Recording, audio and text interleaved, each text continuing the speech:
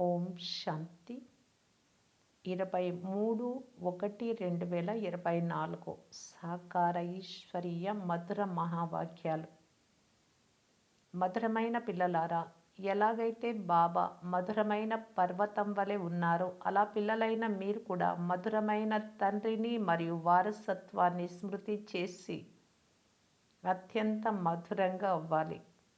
ప్రశ్న: ఇప్పుడు మీరు ఏ విధి ద్వారా స్వయాన్ని సురక్షితంగా చేసుకొని మీ సర్వస్వాన్ని సురక్షితమయంగా చేసుకుంటారు?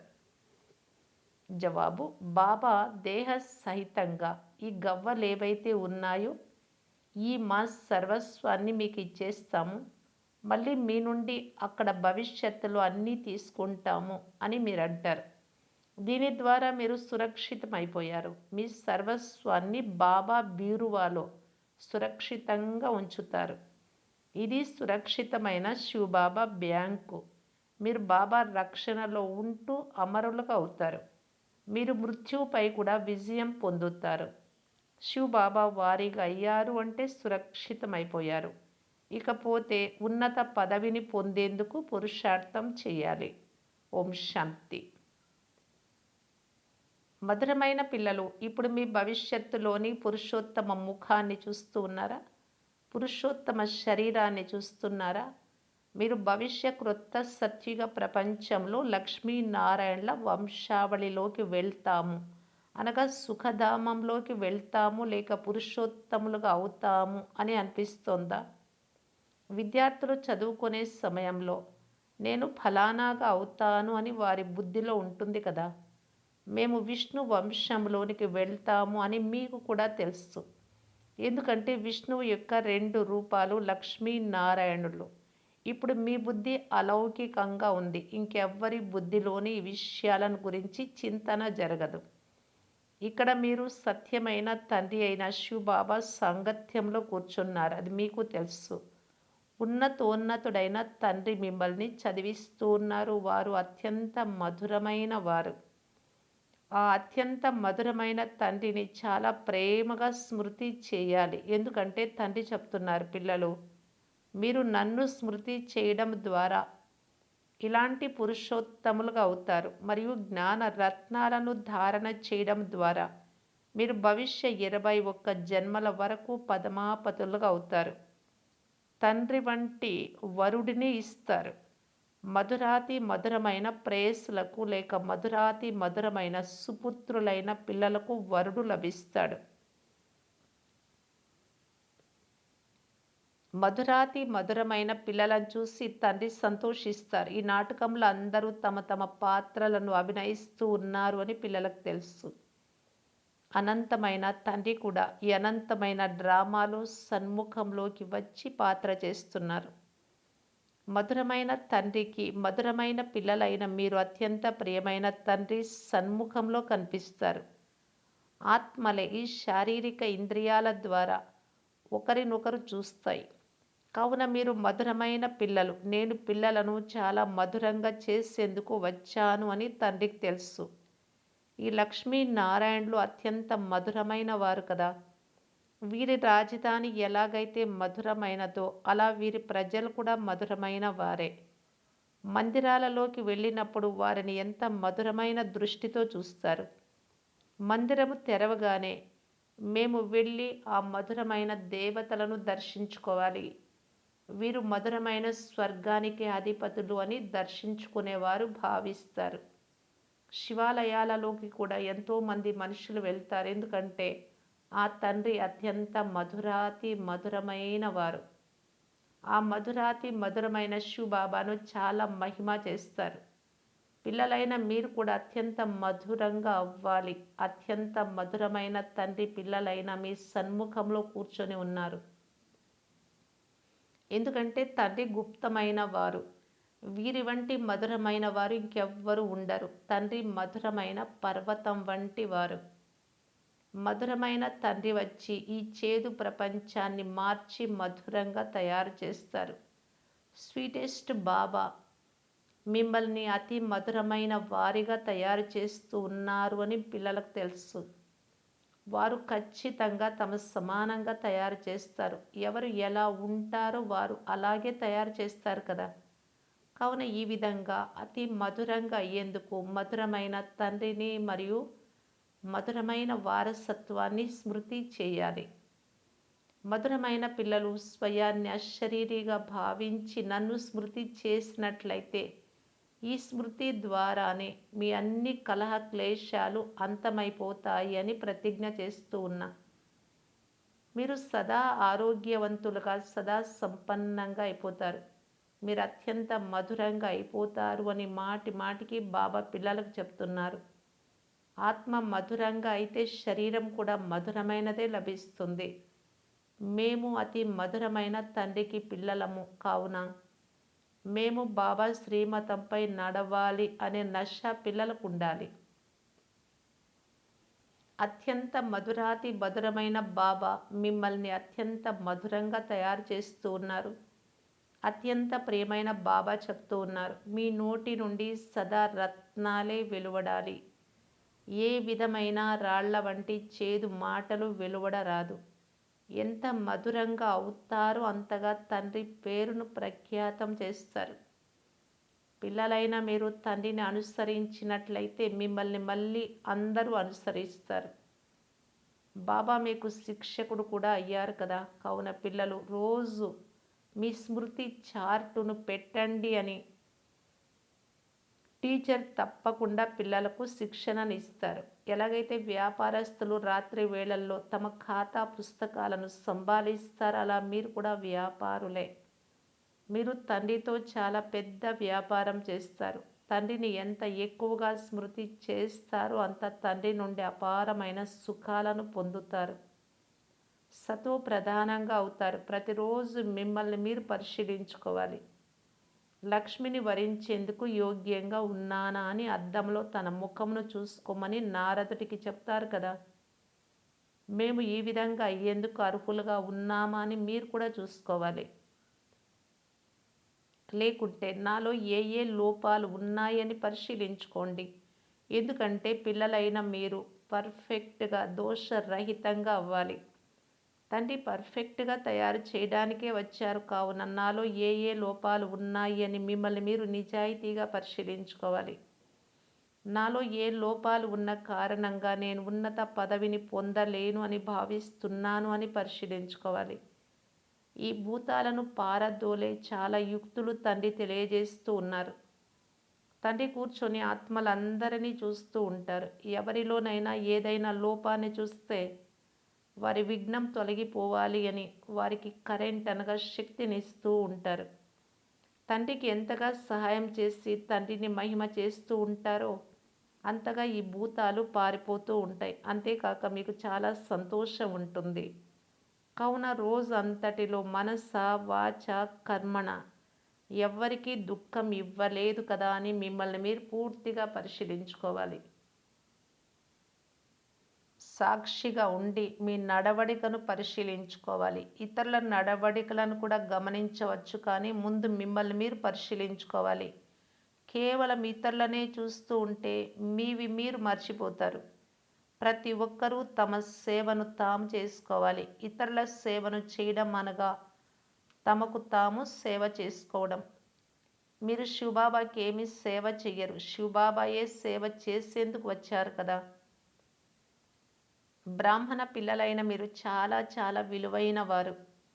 మీరు శివబాబా బ్యాంకులో సురక్షితంగా కూర్చున్నారు. మీరు బాబా రక్షణలో ఉంటూ అమరులుగా అవుతారు. మీరు మృత్యువుపై విజయం పొందుతున్నారు.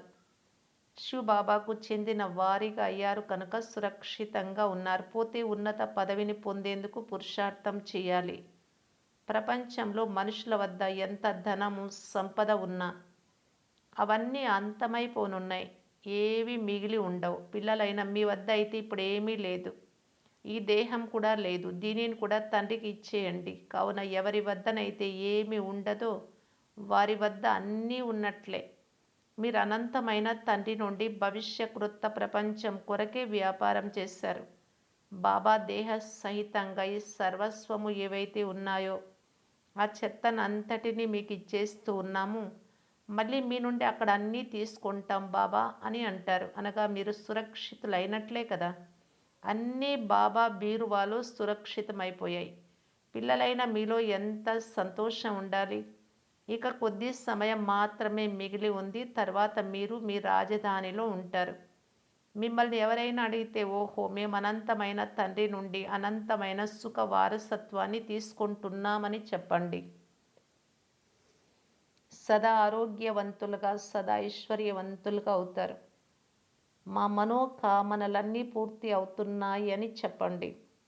తండ్రి అర్థం చేయిస్తూ ఉన్నారు. మధురమైన పిల్లలు ఇప్పుడిక దేహ అభిమానులుగా కాకూడదు. దేహి అభిమానులుగా అవ్వండి. యోగ శక్తి ద్వారా మీరు ఎవరికైనా కొద్దిగా అర్థం చేయించినా వారికి వెంటనే బాణం తగులుతుంది. ఎవరికైతే బాణం తగులుతుందో వారిని పూర్తిగా గాయపరుస్తారు. మొదటి దెబ్బ తగులుతుంది. ఆ తర్వాత బాబాకు చెందిన వారిగా అవుతారు. దెబ్బ అంటే ఇక్కడ స్థూలమైన దెబ్బ కాదు. బాబా విషయాలు నాటుకుంటాయి. తండ్రిని ప్రేమగా స్మృతి చేస్తే తండ్రికి కూడా ఆకర్షణ కలుగుతుంది. కొందరైతే అస్సలు ఏమాత్రము స్మృతి చెయ్యరు. తండ్రికి ఎంతో జాలి కలుగుతుంది. అయినా పిల్లలు ఉన్నతిని పొందండి, ముందు నెంబర్లోకి రండి అని బాబా అంటారు. ఎంతగా ఉన్నత పదవిని పొందుతారో అంత సమీపంగా వస్తారు. అంతేకాక అపారమైన సుఖాలను పొందుతారు. పతిత పావనుడు అయితే ఒక్క తండ్రి మాత్రమే కావున వారిని స్మృతి చేయాలి. అలా కేవలం ఒక్క మధురమైన తండ్రినే కాదు, తండ్రితో పాటు మధురమైన ఇంటిని కూడా స్మృతి చెయ్యాలి. కేవలం ఒక్క ఇంటినే కాదు, పాస్తులు కూడా కావాలి కదా. కావున స్వర్గధామాన్ని కూడా స్మృతి చెయ్యాలి. తప్పకుండా పవిత్రంగా అవ్వాలి. ఎంత వీలైతే అంత పిల్లలు అంతర్ముఖులుగా ఉండాలి. ఆత్మ నేను భృకుటి మధ్యలో ఉన్నాను యజమానిగా, సాక్షిగా ఉంటూ ఉండడమే అంతర్ముఖి స్థితి. ఎక్కువగా మాట్లాడకండి, శాంతిగా ఉండండి. మధురమైన పిల్లలు అశాంతిని వ్యాపింప చెయ్యరాదు అని బాబా పిల్లలకు శిక్షణనిస్తారు. మీరు మీ ఇంట్లో గృహస్థంలో ఉంటున్నా చాలా శాంతిగా ఉండండి, అంతర్ముఖులై ఉండండి. చాలా మధురంగా మాట్లాడండి. ఎవ్వరికీ దుఃఖమును ఇవ్వకండి, క్రోధము చేసుకోకండి. క్రోధభూతం ఉంటే స్మృతిలో ఉండలేరు. తండ్రి ఎంత మధురమైన వారు కనుక పిల్లలకు కూడా అర్థం చేస్తూ ఉన్నారు. బుద్ధిని అటు ఇటు భ్రమింప చేయకండి. బాహ్యముఖులుగా ఈ దేహ భావనతో ఉండడం, బయట చూడడం, వినడం, మాట్లాడడం ఇవన్నీ బాహ్యముఖత. అలా అవ్వకండి. అంతర్ముఖీలుగా అవ్వండి. తండ్రి ఎంత ప్రియమైన వారు మరియు శుద్ధమైన వారు. వారి పిల్లలైన మిమ్మల్ని కూడా తమ లవ్లీన్గా అంటే తన సమానంగా పవిత్రంగా తయారు చేస్తారు. మీరు తండ్రిని ఎంతగా స్మృతి చేస్తే అంత అపారమైన లవ్లీగా అవుతారు. దేవతలు ఎంత ప్రియమైన వారు. అందుకే ఇప్పటి వరకు వారి జడ చిత్రాలను పూజిస్తూ ఉన్నారు. కావున పిల్లలు మీరు మళ్ళీ ఈ విధంగా ప్రియమైన వారిగా అవ్వాలి. ఏ దేహధారి కానీ ఏ వస్తువు కానీ చివరి సమయంలో గుర్తు రాకూడదు అని తండ్రి అంటారు. ఎంత ప్రేమగా తండ్రిని స్మృతి చేయాలి అంటే అలా కూర్చొని ఉంటూ ఆ ప్రేమలో కన్నీరు ప్రవహిస్తూ ఉండాలి. బాబా, ఓ మధురమైన బాబా, మీ నుండి మాకు సర్వస్వము లభించాయి. బాబా, మీరు మమ్మల్ని ఎంత ప్రియమైన వారిగా తయారు చేస్తూ ఉన్నారు. ఎంత మధురమైన శిక్షణలను ఇస్తూ ఉన్నారు అని భావించాలి. ఆత్మ లవ్లీగా అవుతుంది కదా. తండ్రి ఎలాగైతే పవిత్రంగా అతి లవ్లీగా ఉన్నారో అంత పవిత్రంగా మీరు కావాలి. ఎంతో ప్రేమగా తండ్రిని స్మృతి చేయాలి. బాబా, మీరు తప్ప మా కళ్ళ ముందుకి ఇంకెవ్వరూ రాకూడదు. తండ్రి వంటి ప్రియమైన వారు ఇంకెవ్వరూ లేరు. ప్రతి ఒక్కరూ ఆ ఒక్క ప్రియుడికి ప్రేయస్సులుగా అవుతారు కనుక ఆ ప్రియుడిని ఎంతగానో స్మృతి చేయాలి. ఆ దైహికమైన ప్రేయసి ప్రియులు కలిసి ఉండకపోయినా ఒక్కసారి చూసుకుంటే చాలు. ఇక ఒకరినొకరు తలుచుకుంటూ ఉంటారు. కావున మధురమైన పిల్లలు, నన్ను ఒక్కరినే స్మృతి చేసినట్లయితే మీ నావ తీరానికి చేరుకుంటుంది. ఏ మధురమైన తండ్రి ద్వారా మనం వజ్రతుల్యంగా అవుతామో అటువంటి తండ్రితో మనకి ఎంత ప్రేమ ఉండాలి. ఎంతో ప్రేమగా తండ్రిని స్మృతి చేసి లోపల పూర్తిగా ప్రఫుల్లితంగా ఉండాలి. రోమాంచితం అవ్వాలి. లోపాలు ఏవైతే ఉన్నాయో వాటన్నింటినీ తొలగించుకొని శుద్ధమైన వజ్రంగా అవ్వాలి. లోపము కొద్దిగా ఉన్నా విలువ తగ్గిపోతుంది.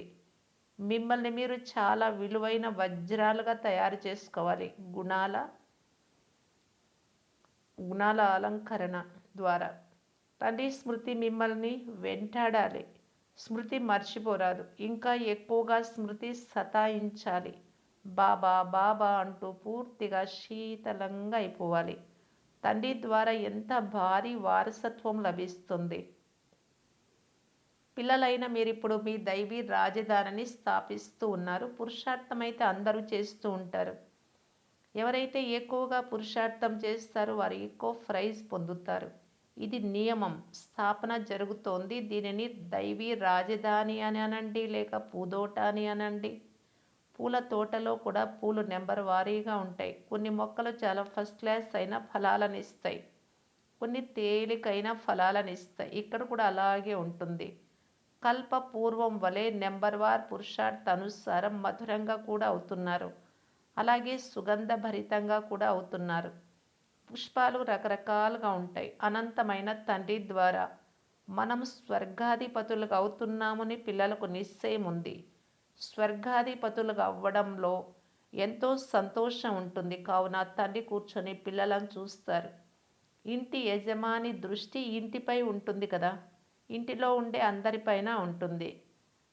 అలాగే బాబా ఇంటి యజమాని అంటే అందరిపైన దృష్టి ఉంది. వీరిలో ఏ ఏ గుణాలు ఉన్నాయి, ఏ ఏ అవగుణాలు ఉన్నాయని పరిశీలిస్తూ ఉంటారు. ఈ విషయాలు పిల్లలకు కూడా తెలుసు. కావున మీ లోపాలను మీరే వ్రాసి తీసుకురండి అని బాబా అంటారు. సంపూర్ణంగా అయితే ఇంకా ఎవ్వరూ అవ్వలేదు, కానీ తప్పకుండా అవ్వాలి. కల్పము అలా అయ్యారు. దేహ అభిమానము అనే లోపం ముఖ్యమైనది. దేహ అభిమానం చాలా విసిగిస్తూ ఉంటుంది. స్థితిని ముందుకు వెళ్ళనివ్వదు. ఈ దేహాన్ని కూడా మర్చిపోవాలి. ఈ పాత శరీరాన్ని వదిలి వెళ్ళాలి. దైవీ గుణాలను కూడా ఇక్కడే ధారణ చేసి వెళ్ళాలి. మరి అక్కడికి వెళ్ళాలి అన్నప్పుడు ఎటువంటి దోషము ఉండరాదు. మీరు వజ్రతుల్యంగా అవుతారు కదా. మీలో ఏ ఏ దోషాలు ఉన్నాయో మీకు తెలుసు. ఆ వజ్రాలలో కూడా లోపాలు ఉంటాయి, కానీ వాటి నుండి ఆ లోపాలను తొలగించలేరు. ఎందుకంటే అవి జడమైనవి కదా, వాటిని కట్ చేయవలసి ఉంటుంది. మీరైతే చైతన్యమైన వజ్రాలు కావున ఏ లోపాలైతే ఉన్నాయో వాటన్నింటినీ పూర్తిగా తొలగించుకొని చివరికి లోపాలు లేని వారిగా అవ్వాలి. లోపాలు తొలగకపోతే విలువ తగ్గిపోతుంది. మీరు చైతన్యమైనందున లోపాలను తొలగించుకోగలరు. అచ్చా, మధురాతి మధురమైన అపురూపమైన పిల్లలకు మాతాపిత బాప్ దాదాల ప్రియ స్మృతులు మరియు గుడ్ మార్నింగ్. ఆత్మిక పిల్లలకు ఆత్మిక తండ్రి నమస్తే. ధారణ కొరకు ముఖ్య సారం. ఫస్ట్ పాయింట్, ఎంత వీలైతే అంత ఎక్కువగా అంతర్ముఖీలుగా అయ్యి శాంతిగా ఉండాలి. ఎక్కువగా మాట్లాడరాదు, అశాంతిని వ్యాపింప చేయరాదు. చాలా మధురంగా మాట్లాడాలి. ఎవ్వరికీ దుఃఖమును ఇవ్వరాదు. కోపగించుకోకూడదు. బాహ్య ముఖులుగా అయ్యి బుద్ధిని భ్రమింప చేయరాదు. సెకండ్ పాయింట్, దోషరహితంగా అయ్యేందుకు నిజాయితీ పరులై మాలో ఏమేమి లోపాలు ఉన్నాయి అని మిమ్మల్ని మీరు పరిశీలించుకోవాలి. సాక్షిగా ఉండి మీ నడవడికను చూసుకోవాలి. భూతాలను పారద్రోలేందుకు యుక్తులు రచించాలి. వరదానము, ప్రకృతి ద్వారా రాబోయే పరిస్థితులపై విజయాన్ని ప్రాప్తి చేసుకునే పురుషోత్తమ ఆత్మాభవ. బ్రాహ్మణాత్మలు పురుషోత్తమ ఆత్మలు. ప్రకృతి పురుషోత్తమ ఆత్మలకు దాసిగా ఉంటుంది. పురుషోత్తమ ఆత్మను ప్రకృతి ప్రభావితం చేయలేదు కనుక ప్రకృతి యొక్క అలజడి తన వైపు ఆకర్షించడం లేదు కదా అని చెక్ చేసుకోండి. ప్రకృతి సాధనాలు మరియు సాల్వేషన్ రూపంలో ప్రభావితం చేయడం లేదు కదా అని చెక్ చేసుకోండి. యోగి లేక ప్రయోగి ఆత్మల సాధన ఫలితంగా సాధనాలు స్వతహాగానే వస్తాయి. సాధనాలపై ఆధారపడకూడదు, వస్తువులపై. కానీ సాధనాలను ఆధారంగా చేసుకుంటుంది. స్లోగన్, జ్ఞానానికి అర్థం అనుభవం చేయడము మరియు ఇతరులకు అనుభవం చేయించడం. అవ్యక్త ఇషారా, అవ్యక్త సైలెన్స్ ద్వారా డబల్ లైట్ ఫరిస్తా స్థితిని అనుభవం చేయటానికి బాప్దాదా తెలియజేస్తూ ఉన్నారు. సదా స్వయాన్ని డబల్ లైట్గా భావించి, నేను ఆత్మ లైట్ స్వరూపం, వెలుగు, నేను తేలికగా ఉన్నాను అని భావించి సేవ చేస్తూ నడవండి. సేవలో ఎంత తేలికగా ఉంటారో అంత సహజంగా ఎగురుతారు, ఎగిరిస్తారు. డబల్ లైట్గా ఈ సేవ చేయండి. స్మృతిలో ఉండి సేవ చేయండి. ఇదే సఫలతకు ఆధారం. ఎంత శబ్ద వాతావరణం ఉన్నా, ఎంత తమోగుణి వాతావరణం ఉన్నా, సైలెన్సు శక్తి ద్వారా వ్యర్థము సమాప్తమైనందున, శ్రేష్ఠ స్థితిలో స్థితమైనందున